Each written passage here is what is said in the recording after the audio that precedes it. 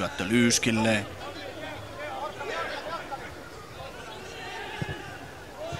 Lyyski Östlindin kautta ja siinä on paikka Adlamilla ja sen jälkeen Bright tasoittaa pelin yhteen kuin tyhjästä. 7. maali uusiseelantilaispelaajalle ja tämän tyyppisiä vastahyökkäyksiä on pystynyt koko ajan IFK rakentamaan pelin läpi. Ne ovat olleet harvassa, mutta aina vaarallisia ja nyt vielä tuottaa tulosta maalin muodossa. Jani Lyyskin hyvä aivoitus, Östlind. Sitten lähtee 2 miestä pystyyn. Joronen on tässä vaiheessa jo ulkona ja Brightin hieno viimeistely. Östlind syöttää sen jälkeen Adlam.